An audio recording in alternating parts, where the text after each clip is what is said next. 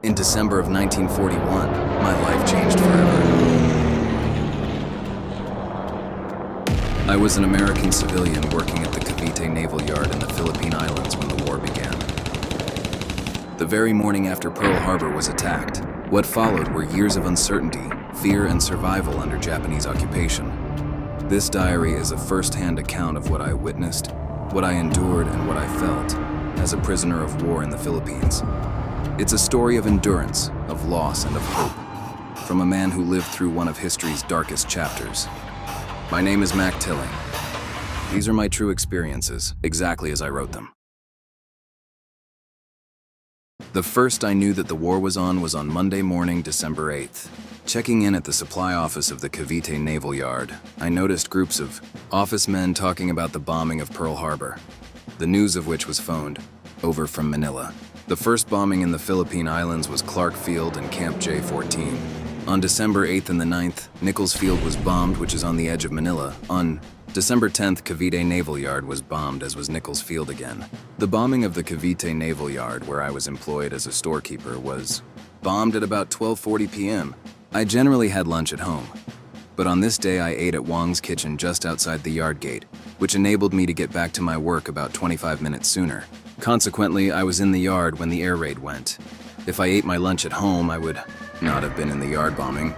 It was about 12:30 p.m. when the alarm went, and as we had provided shelters about 2 weeks previous and having about 2 air raid drills, we all knew which shelter we were to go to. Our shelter held about 125 men and was situated at the west and north of the Navy prison and about 30 yards from the dispensary. We were no sooner in the shelter when we heard the roar of numerous motors.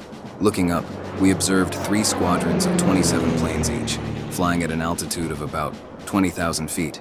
They flew once over Cavite towards Manila, then circled back over Cavite, dropping their first bombs, probably about 50. It seems that their marksmanship was perfect, as they got the powerhouse, captain of the yard's office, and Guadalupe Dock and several main shops. The powerhouse was instantly put out of commission, making our firefighting systems useless, also killing and wounding men who remained at their duties. Mostly demolition bombs were used, setting fires instantly to all structures that were hit. Quite a number were killed and wounded in the first round of bombing, as many men remained in and about the shops seeking the best cover they could, as there were not enough prepared shelters for all the men. At the time of the bombing, which was lunchtime, there were about 4,000 men in the yard. If it were during working hours, there would have been about 6,000, and there would have been a great many more casualties. On the second round of bombing, there was considerably more hits made. About 6 bombs fell within a 100-yard circle in which our shelter was in. One bomb hit directly in back of us, hitting the prison and putting the only anti-air gun we had out of commission. This caused terror and confusion among the Filipinos in our shelter, as they had never experienced a raid before. There was a Navy chief petty officer and myself, the only 2 Americans in the shelter. We had quite a time trying to console the Filipinos and keeping them in the shelter. It seems that they wanted to climb over and run away, which would have been more dangerous. I don't know the chief's name, but I give him much credit in forcing the men to stay in and down close to the ground. He was armed with a .45 and fired a full clip into the air to get the men under control. When he fired the second clip full, he threatened to shoot the first man to go over the top. In his excitement, he pointed the pistol in all directions with the hammer cocked. At times I thought he would accidentally pull the trigger and shoot me or someone else. Being unarmed, all I could do was to pull them back by the shirt collar. Another bomb made a direct hit on the dispensary, which was directly in front of our shelter. The moment it hit, I saw the walls break out and set immediately on fire. As the dispensary was full of wounded from the first round of bombing, almost everyone was killed or burned to death, making us short on doctors and corpsmen. The print shop to the left of us was hit and set on fire.